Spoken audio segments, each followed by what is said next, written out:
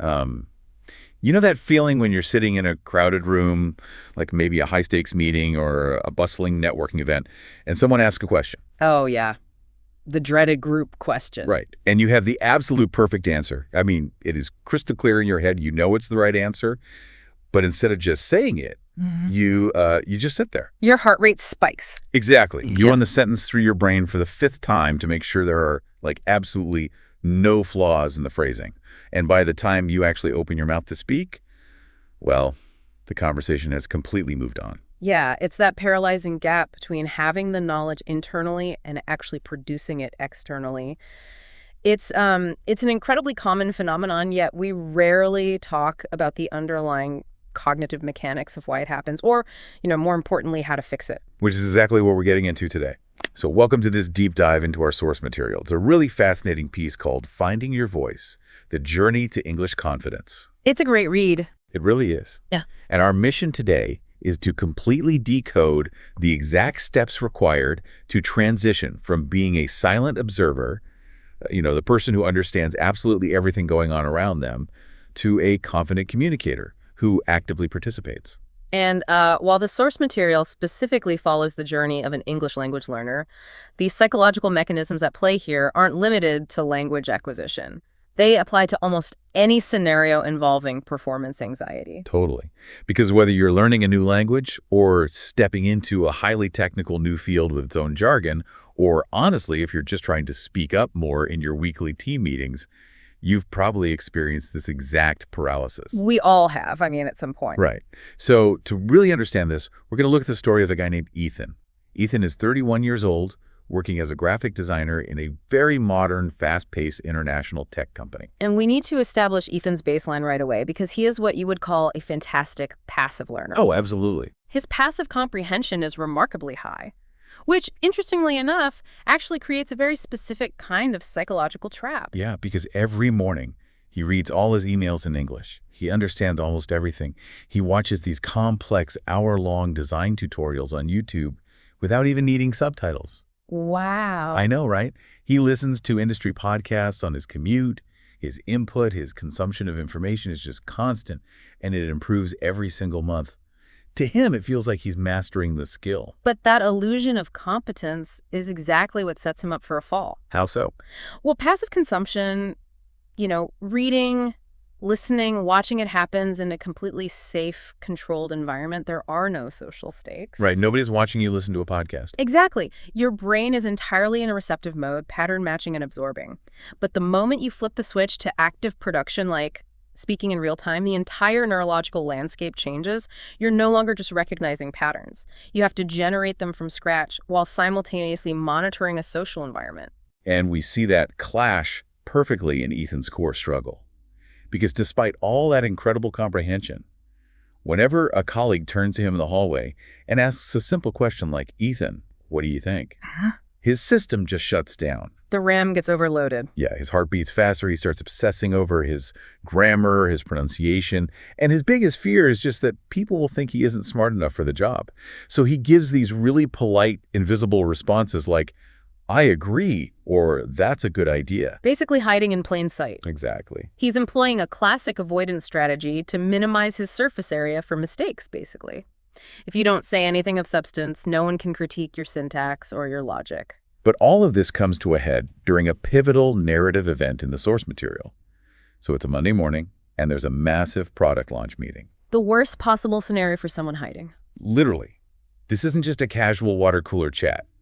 The department head has invited everyone to share ideas to make the new product interface easier to use.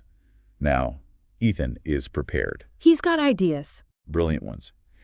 He spent the weekend thinking about a specific design tweak. He sketched it out in his notebook.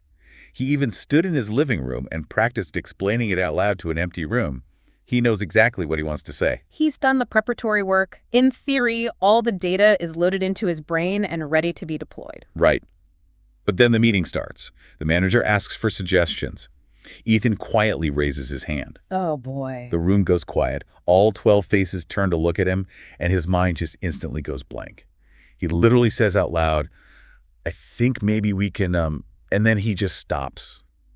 He forgets the entire next sentence. Someone else awkwardly jumps in with a different idea to save the silence. The conversation moves on, and Ethan stays completely silent for the rest of the hour. See, that physical sensation of the mind going blank isn't a metaphor. It's a literal physiological stress response. Okay, let's unpack this, because reading about Ethan freezing up made me think of what happens to my computer when it crashes. How do you mean? Well, it's like your brain is a computer's RAM, right? The short-term memory that handles active tasks. Yeah. When you're just sitting there listening, the RAM is barely being used. But the second everyone looks at you, you suddenly open 50 heavy applications at once. Yes. You're running the Translate Vocabulary app, the Check Verb Tense app, the Monitor the Boss's Facial Expression app, and the, Don't Sound Stupid app. The RAM completely maxes out, and the whole operating system just freezes. You get the mental equivalent of the spinning beach ball of death. What's fascinating here is how accurately that aligns with the psychology of cognitive load and performance anxiety. Really? Oh, absolutely. Your working memory has a very finite capacity. When you flood it with social threat detection, which is what the brain is doing when it worries about judgment, there's literally no processing power left to retrieve vocabulary or structure a sentence. It's all tied up worrying. Exactly. Ethan is operating under a deeply flawed assumption about what communication actually is. He's treating every single time he opens his mouth as a high-stakes performance. He believes he's stepping onto a stage, and his colleagues are judges holding up scorecards for his grammar and his pronunciation. When in reality, those colleagues aren't judging his syntax at all. They just want a solution to the UI problem. They want his ideas. Precisely. The audience in a meeting isn't looking for a flawless linguistic performance. They're looking for an exchange of value. But because Ethan views it as a performance, the cost of making a mistake feels catastrophic to his ego. Right, so he prefers the safety of silence over the perceived humiliation of a minor stumble. Exactly. And Ethan actually realizes this. On the way home from that disastrous meeting, he's crushed. But he writes something in his journal that serves as the core insight for this entire deep dive. He writes, "Today, I didn't fail because I didn't know English. I failed because I didn't believe my voice was valuable." That is a profound diagnostic shift. He's correctly identifying that the barrier is no longer linguistic. Yeah, more flashcards won't fix a RAM issue. Right. The barrier is entirely psychological. So how do you actually escape that trap? Because just logically knowing that you're treating communication like a performance doesn't magically make the biological anxiety go away. Unfortunately not. Like, if you're listening to this and you've ever felt your face get hot when your boss calls on you on a Zoom call, you know you can't just think your way out of a physiological response. You have to fundamentally rewire your approach. And that brings us to Ethan's bookstore epiphany. A crucial turning point in the material. And notice where he directs his energy next. Yeah, so the following Saturday, he goes to his favorite bookstore. But instead of buying another advanced grammar workbook to fix his perceived mistakes, he walks over to the communication and psychology section. A huge step. Huge. He picks up classic books by Dale Carnegie, specifically How to Win Friends and Influence People and The Quick and Easy Way to Effective Speaking. And this triggers a massive mindset shift. What does he find? He reads that people actually enjoy talking to those who listen sincerely, who ask thoughtful questions, and who show genuine interest. It hits him that confident communication isn't about delivering a TED Talk every time you speak. It's entirely about helping others feel heard. It's about connection. That shift from perfection to connection is the master key to lowering the cognitive load we talked about earlier. Wait, so the secret to speaking better yourself is to actually focus your attention on the other person. That seems totally counterintuitive when you are the one desperately trying to practice your own language skills. It sounds counterintuitive, I know, but it's a highly effective psychological hack to bypass the ego. How does that work? Well, when you're hyper-focused on your own sentences, your brain is entirely internally focused. You're monitoring yourself. In psychology, this creates the spotlight effect, the cognitive bias, where you genuinely believe everyone is analyzing your every move with high scrutiny. Oh, I hate that feeling. Right. But by actively shifting your focus outward to the other person, asking yourself, do they feel understood? Am I connecting with what they just said? You remove that harsh internal spotlight from your own mistakes. So you're basically tricking your threat detection system into powering down. Exactly. You're closing those heavy background applications. If the goal is no longer deliver a flawless sentence, but instead make a connection with this human being, then suddenly a grammatical error or a stutter doesn't matter. Because a mistake doesn't ruin a connection. No, in fact, vulnerability and slight imperfections often enhance human connection. It makes you relatable. So by focusing outward, the pressure to be perfect dissipates, freeing up your working memory so you can actually just speak. That makes so much sense. But as Carnegie points out in those books, a mindset shift isn't enough on its own. He writes, "Courage grows through action." Ethan realizes he can't just meditate his way out of this fear. He has to literally rewire his daily routine to put this new connection over perfection theory to the test. Right, the abstract concept has to be operationalized into concrete, low-stakes behaviors. You have to prove to your nervous system that speaking is safe. So Ethan builds a toolkit of specific micro habits, and the progression here is just fascinating. He starts by just trying to break the seal of silence every single day. Okay. He implements a 10-minute morning routine. Before he checks his phone or reads an email, he spends 10 minutes speaking out loud in his living room on simple everyday topics like his favorite season, what he wants to eat for dinner, his goals for the week. That's brilliant. Yeah, he speaks slowly, he pauses, he repeats words, but he forces himself not to stop.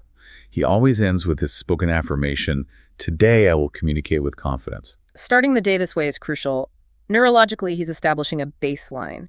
By speaking without an audience, he's proving to his brain that his voice works in this target language without triggering any social threat response. He's basically warming up the engine in a controlled environment. But he quickly realizes that just talking to himself about dinner doesn't really prep him for holding someone's attention in a real conversation. Sure. So he evolves the practice. He grabs a book of short stories, and instead of reading silently, he reads aloud to practice the rhythm of the characters. Then he closes the book and forces himself to summarize the plot from memory, as if he's explaining it to a friend. This is where we see the transition from passive recognition to active recall. Yeah. When you read silently, you're using existing neural pathways. It feels easy because the words are already provided. But summarizing a story from memory forces the brain to forge new pathways. It mimics the demands of impromptu speaking, training him to prioritize meaning-making over rote memorization. He's learning how to convey an idea even if he forgets the perfect vocabulary word. Here's where it gets really interesting to me. Summarizing a story alone is great, but Ethan knows that in a dynamic corporate meeting, you can't just launch into a monologue. You have to interject. Right, you need to jump in naturally. Exactly. You have to buy your brain time when the pressure is on. So he starts developing what he calls conversational anchors. Instead of memorizing complex, impressive jargon to sound smart, he memorizes highly functional transition phrases. Oh, like what? Things like, "I'd like to add something to that," or "From my perspective, we should consider," or even just, "Could you clarify that last point?" Ah, this is a tremendous strategy known in neurolinguistics as chunking. I love looking at those conversational anchors like pre-built scaffolding. I mean, if you're in a high-pressure meeting and you have to construct the entire house, the foundation, the walls, the roof, all at once while everyone is staring at you, you're going to collapse under the cognitive load. Absolutely. But if you have pre-built scaffolding already in place, those automatic phrases like, "I'd like to add something," you don't have to build them on the spot. You just snap them together. It gives your brain a crucial 3-second head start to figure out what the actual substance of the sentence is going to be. If we connect this to the bigger picture by memorizing these functional chunks of language, he's storing them in the automatic rhythmic parts of the brain. When we say, "How are you?" we don't think of 3 separate words. We think of one chunk of meaning. Right. That's what Ethan is doing with his scaffolding. He bypasses the analytical, translating part of the brain that causes hesitation. He doesn't have to think to say, "From my perspective." It just rolls out, creating momentum. And in public speaking, momentum is the ultimate enemy of anxiety. Wow. Momentum is the enemy of anxiety. That's a great way to put it. And to keep that momentum going, Ethan has to tackle the final boss of language paralysis, the internal translation loop. Oh, the dreaded translation loop. Yes. He realizes that listening to podcasts on his commute is just too passive. So he starts pausing his industry podcasts every few minutes and forces himself to answer questions out loud, like, "What did I just learn?" or "Do I agree with this host?" He forces his brain to stop translating from his native language and start reacting directly in the target language. He's effectively simulating the unpredictability of a real conversation. You don't get a script in a meeting. You have to generate original thoughts on the fly. By pausing and reacting, he's training his working memory to handle real-time processing without crashing. But practicing alone in your apartment or your car is still a controlled environment. You have your scaffolding, you have your momentum, but the ultimate test of this system is taking it out into the messy, unpredictable, real world. Yeah, the garage door has to open and you have to take the car out on the highway. Because theoretical confidence doesn't survive contact with reality unless it's validated by experience. Completely agree. So Ethan finally tests this one Saturday. He's at a coffee shop, and a tourist approaches him, holding a map, asking for directions to the local art museum. Now, the old Ethan, the guy terrified of a grammar mistake, would have just pointed at the map, nodded, and walked away. Right, avoiding the interaction entirely. But this time, Ethan decides to use his voice. He gives the directions out loud, using his scaffolding. It's a 60-second interaction. He tells them to walk straight for 10 minutes and turn left. The tourist thanks him, compliments his clear English, and they part ways. It's a brief exchange, but for Ethan's nervous system, the psychological ROI on that single minute is astronomical. Why is that? Why does a 60-second exchange about a left turn outweigh 50 hours of reading a textbook? Because it provides undeniable proof of utility. A textbook provides theoretical knowledge, but that brief interaction proved to his brain that his voice actually achieved a tangible, real-world outcome. He helped another human being navigate a foreign city. It wasn't a test. No, the language wasn't a performance to be graded. It was a practical tool for connection and assistance. It completely validates the Dale Carnegie shift he made back in the bookstore. His voice has value because it can help people. And that tiny spark of validation propels him to take a massive leap. A month later, Ethan joins an in-person international conversation club in his city. Wow, good for him. I know. He walks into a room full of learners from all over the world. Some are highly fluent, some are total beginners. The leader of the club opens the session by explicitly stating, "This is a place for progress, not perfection." Setting that ground rule verbally is incredibly powerful. It instantly diffuses the spotlight effect for everyone in the room by explicitly removing the threat of judgment. It creates a psychologically safe harbor. And it's in this safe harbor that Ethan experiences a truly full-circle moment. He gets paired up with a woman named Maria, and Maria is visibly terrified. Oh, she's where she used to be. Gagly. She confesses to Ethan that she's absolutely paralyzed by the fear that people are going to laugh at her accent or her mistakes. And Ethan, the guy who literally froze in front of his entire department just a few months ago, looks at her and smiles. He says, "I used to think the exact same thing, but people don't laugh, they just want to help." And you can see Maria instantly relax. The character arc there is remarkable, but there's also a very specific psychological mechanism at work in that exchange. So what does this all mean? Is there a hidden benefit here? Because Ethan went from being the paralyzed employee who desperately needed someone to rescue him in that meeting to suddenly being the mentor offering reassurance. Is reassuring someone else actually a selfishly brilliant way to cement your own confidence? This raises an important question about how we internalize our own identity. Yes, it's incredibly effective. In psychology, there's a concept known as the protege effect, where teaching or guiding someone else actually reinforces your own mastery of a subject. Okay, that makes sense. But it goes deeper than that. This taps into self-perception theory, which suggests that we develop our attitudes by observing our own behavior. Wait, so by acting like a confident mentor, he starts believing he is one. Exactly. By verbally assuring Maria that the world is a helpful place, not a hostile judging panel, he's cementing that reality in his own subconscious. He's talking to his own past self. That is wild. Helping Maria finally shatters his own lingering imposter syndrome. He proves to his own brain that he has completely crossed the bridge from a silent, fearful observer to a confident, supportive communicator. He's no longer the guy hiding the sports car in the garage. He's tossing the keys to someone else and teaching them how to drive. It's a perfect encapsulation of the journey. It really is. So let's bring all of these threads together.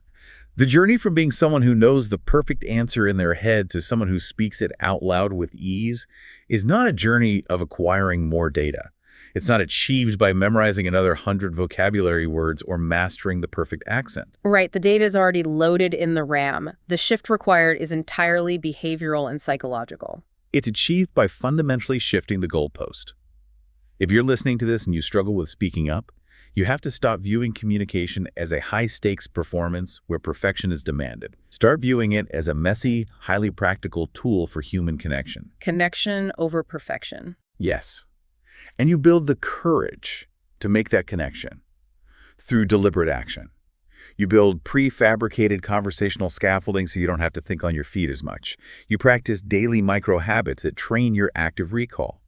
And you intentionally put yourself in low-stakes, real-world situations where you can prove to your nervous system that your voice actually works and that the world isn't out to get you. And you have to embrace the reality that a mistake isn't a failure or an indictment of your intelligence. It's just a natural, expected byproduct of active participation. So as you go into your week, whether you're prepping for a massive board meeting, trying to network at an industry event, or even just practicing a new language with a barista, remember Ethan's story.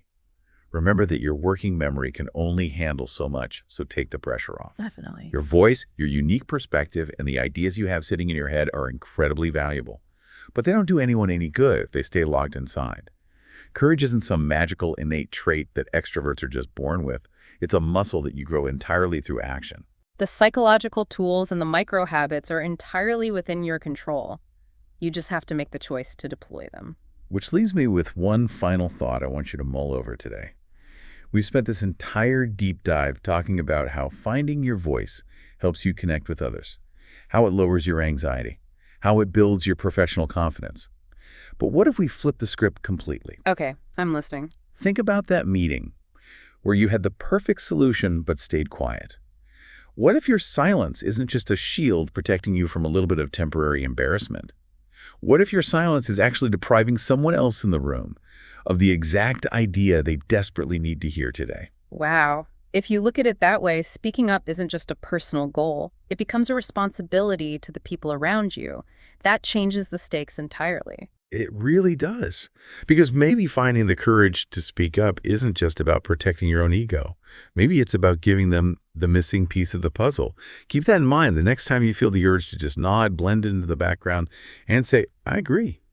Thanks for joining us on this deep dive into the mechanics of finding your voice. We'll catch you next time.